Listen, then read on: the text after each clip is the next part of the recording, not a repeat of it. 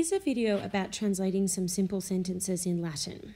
You might have noticed that the way we speak in English is a little bit different to the way Latin is written, and that's because we put our words in a different order to the way Latin does. Let's look at a simple English sentence. The boy throws the ball. In this sentence, we've got someone doing the action, that's the boy. We've got the action of throwing, that's what we call the verb. And then we've got the thing receiving the action, or the ball. So we call the boy the subject and we call the ball the object. And throw is the verb.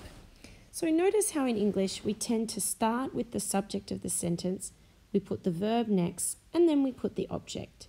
This works pretty simply in other English sentences as well.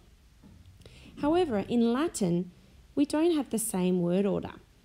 In Latin, we tend to put the verb at the end of the sentence. So look at this first simple sentence, grumio cenam parat. The verb is right at the end. So if we followed from the beginning to the end, we would get grumio, the dinner, prepares. That sounds very odd. So when we translate a Latin sentence, we sort of need to go in a different order. And it helps to follow this simple rule. First, start with the first word in the sentence, in this case, grumio. Then, you actually go to the end of the sentence for your verb, in this case, parat, which means prepares. Then you go back to the middle and you do the middle last. So that, in this case, cenam means the dinner. So now our translation is grumio prepares dinner.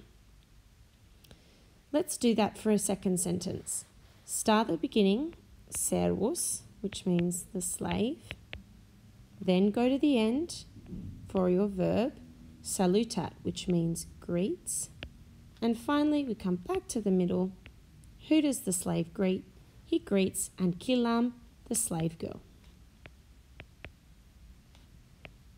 Of course, there are always some exceptions to the rule. In the third sentence, the word est is your verb, but notice that that's not actually at the end of the sentence. When we have the word est, it actually stays in the middle of the sentence, just like it would in English. And so we get the same as the English word order. So we just follow the words as they go. The slave, servus, is clemens. This formula works pretty well when you do simple sentences. Sometimes we get a bit of a longer sentence, which is a bit more difficult. So what you need to do is split it up into two bits. In this case, we have the word et in the middle of our sentence, which means and. So that's a really good place to split it up into two halves. When you've got your two halves, then you just follow the same rules that we had at the beginning. Start at the beginning, puella, go to the end, vidit, number 2, and then go to the middle for number 3. Then you can do the same thing with the second bit. Now, in the second bit, it's still puella, the girl who's doing the action. So then you go to intra,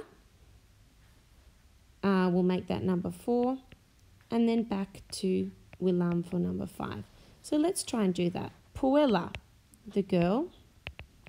Number 2, sees, we did. Who does she see? Her friend. Then we do and. The next thing she does, intra, she enters. What does she enter? Willam, the house. So let's recap those rules.